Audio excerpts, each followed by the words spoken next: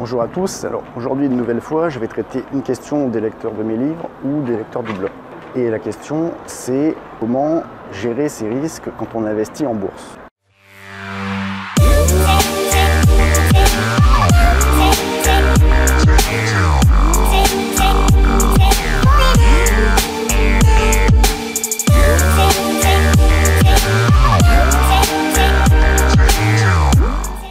Alors, la première, déjà, on va dénoncer une fausse bonne idée. Parfois, on vous parle de money management et puis de mettre des stop-loss.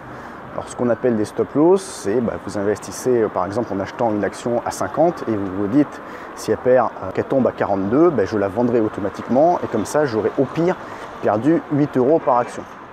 Alors ça, c'est la façon, j'ai envie de dire, la plus débile de gérer vos risques en bourse, puisque ce qui va se passer 9 fois sur 10, c'est que l'action, vous allez l'acheter à 50, elle va descendre à 40, donc votre stop loss va être vendu à 42, et puis après elle va remonter à 50, à 60, à 70, à 80. Le problème c'est que cette hausse, elle se fera sans vous. Donc dans l'histoire, vous aurez tout perdu. Donc ça, on va dire, c'est la façon la moins intelligente de gérer ses risques en bourse.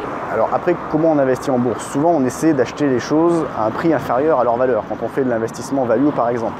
Donc ce qui veut dire qu'en fait, plutôt que de vendre quand ça baisse, on continue à en acheter un peu plus, puisque finalement, si c'est une bonne affaire cette action à 50 €, toutes choses égales par ailleurs, et donc si les choses n'ont pas changé, c'est une encore meilleure affaire à 40 €.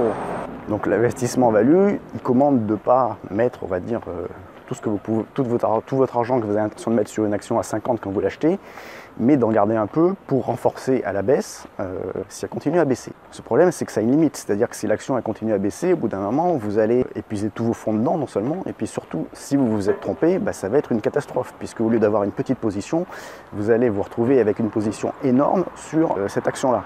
Et donc le bon système de gestion des risques, c'est pas de mettre des stop-loss, c'est de vous mettre une limite en montant en euros pour une position donnée.